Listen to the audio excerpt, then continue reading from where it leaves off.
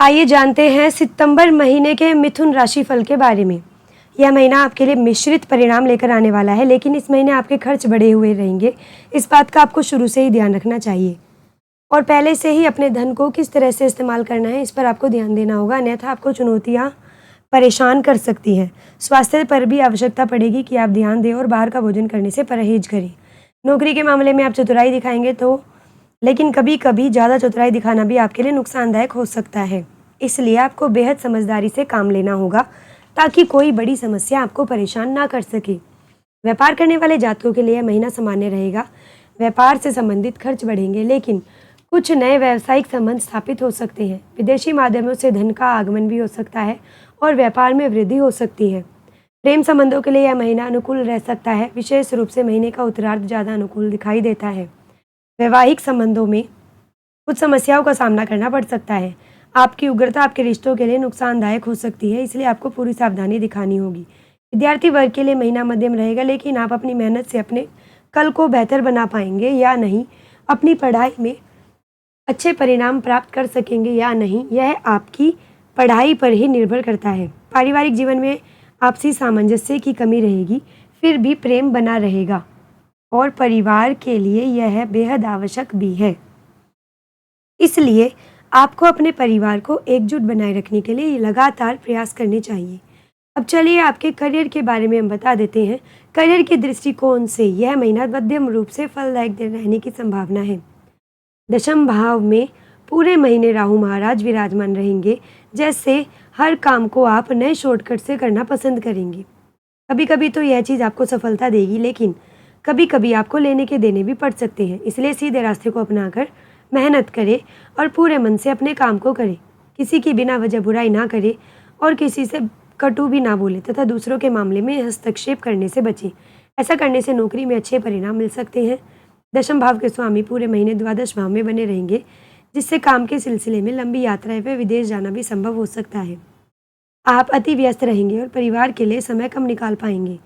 छठे भाव के स्वामी मंगल महाराज पूरे महीने आपके प्रथम भाव में रहेंगे, जिससे आप अपनी नौकरी को लेकर दृढ़ प्रतिज्ञ रहेंगे और खूब मेहनत करेंगे। यदि व्यापार करने वाले जातकों की बात करें तो सप्तम भाव के स्वामी देव गुरु बृहस्पति द्वादश भाव में विराजमान रहेंगे, जिससे कुछ नए और विदेशी व्यावसायिक संबंध स्थापित हो सकते हैं। विदेशी माध्यमों से व्यापार में उल्लेखनीय सफलता मिल सकती है।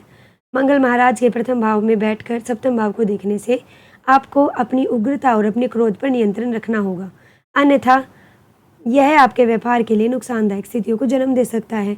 नवम भाव में शनि महाराज अपनी राशि के वक्री अवस्था में विराजमान होने से आपको धीरे धीरे भाग्य का साथ मिलेगा और आपके काम जो है बनने लगेंगे। आपकी रुकी हुई योजनाएं फिर से शुरू होंगी, जिससे आपको धीरे धीरे करियर में सफलता मिलनी शुरू हो जाएगी। अब चलिए आपके आर्थिक जीवन के बारे में हम बात करेंगे। यदि आपकी आर्थिक स्थिति को देखा जाए तो आर्थिक मोर्चे पर यह महीना मिश्रित परिणाम लेकर आने वाला है। देवगुरु बृहस्पति पूरे महीने द्वादश भाव में बने रहेंगे, जो आपके खर्च कराएंगे, लेकिन यह खर्च अच्छे कार्य और आवश्यक कार्य पर ही रहेंगे। कुछ पूजा पाठ में भी और कुछ धार्मिक निधियों पर भी हो सकते हैं, इसलिए आपको संतुष्टि देंगे। महीने के पूर्वार्ध में सूर्य महाराज तीसरे भाव में बैठकर सरकारी क्षेत्र से लाभ के योग बनाएंगे, तो शनि महाराज आपके भाग्य के स्वामी होकर अपनी ही राशि में नवम भाव में विराजमान रहेंगे और वहां से एकादश भाव को भी देखेंगे, जिससे लगातार आपकी आमदनी बनी रहेगी और आपकी आर्थिक चुनौतियां भी कम होगी। आपके राशि स्वामी बुध महाराज महीने की शुरुआत में आपके द्वितीय भाव में और महीने के उत्तरार्ध में आपके चतुर्थ भाव में रहकर आपको सुख संपत्ति प्रदान करेंगे। इस महीने आपको नई संपत्ति, कोई वाहन या अचल संपत्ति आप खरीद सकते हैं। व्यापार में भी विदेशी माध्यमों से लाभ के योग बनेंगे और आप चाहे तो महीने के उत्तरार्ध में अच्छी सलाह लेकर शेयर बाजार में भी निवेश कर सकते हैं। यह महीना अब आपके स्वास्थ्य के बारे में कैसा रहेगा उसकी बात करेंगे। स्वास्थ्य के दृष्टिकोण से यह महीना मध्यम रहने की संभावना है। उसकी वजह यह होगी कि आपकी राशि स्वामी बुध महाराज तो अच्छी स्थिति में रहेंगे, जो महीने की शुरुआत में द्वितीय भाव में, उसके बाद 4 तारीख से आपके तृतीय भाव में सूर्य महाराज के साथ स्थित रहेंगे और उन पर शनि की पूर्ण दृष्टि होगी तथा 23 सितंबर से बुध कन्या राशि में सूर्य के साथ और केतु के साथ स्थित होंगे और उन पर राहु, मंगल और बृहस्पति की दृष्टियां भी होगी। इस कारण से राशि स्वामी महीने के उत्तरार्ध में पीड़ित हो सकते हैं तथा आपकी राशि में उग्र ग्रह और आपके छठे भाव के स्वामी मंगल महाराज विराजमान रहेंगे, जो स्वास्थ्य समस्याओं को बढ़ावा दे सकते हैं। आपको त्वचा संबंधित समस्या या रक्तचाप से संबंधित समस्याएं परेशान कर सकती है। इन सभी का समय पर उपचार करें, अच्छा भोजन करें, अच्छी दिनचर्या अपनाएं।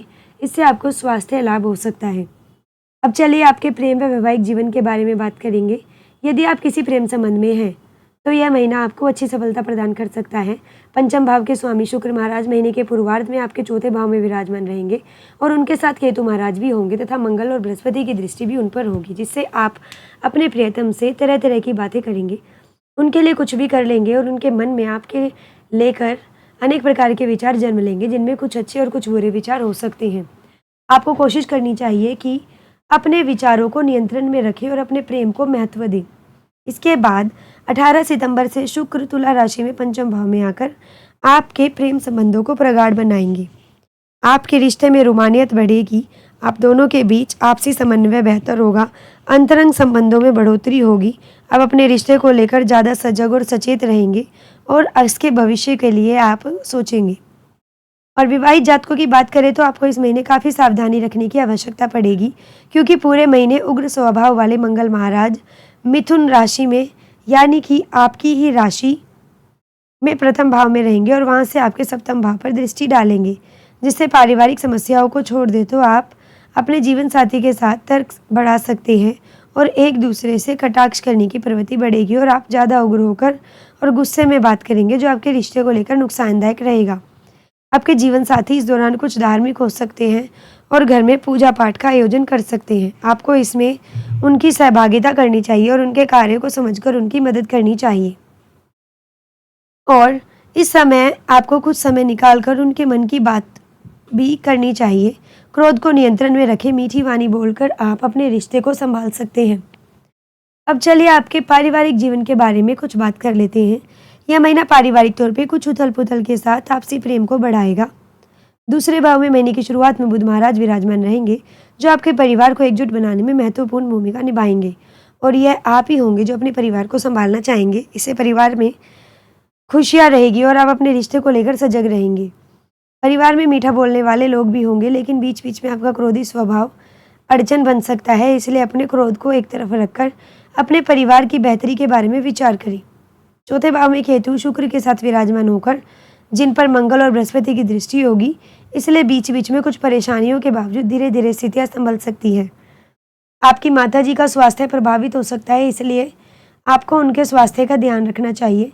चौथे भाव के स्वामी बुध महाराज के महीने के पूर्वार्ध के दूसरे भाव में जाकर और 23 सितंबर से चतुर्थ भाव में आ जाने से पारिवारिक जीवन में खुशहाली का माहौल फिर से जगमगा उठेगा और आप सभी प्रसन्नचित नजर आएंगे। भाई बहन आपको पूरी तरह से सहयोग देंगे। यदि वे किसी सरकारी सेवा में हैं तो इस समय उनकी उन्नति का समय रहेगा और इससे घर में खुशी का माहौल भी बनेगा। घर में कोई कार्यक्रम आयोजित हो सकता है जिसमें अनेक अतिथियों के आगमन से घर में रौनक लगी रहेगी और आप सभी खुश रहेंगे। अब चलिए कुछ आपको उपाय हम बताएंगे। आपको प्रतिदिन श्री राम रक्षा स्तोत्र का पाठ करना चाहिए। अपने राशि स्वामी श्री बुद्ध देव जी के बीज मंत्र का नियमित जाप करना चाहिए और यह आपके लिए काफ़ी लाभदायक भी रहेगा।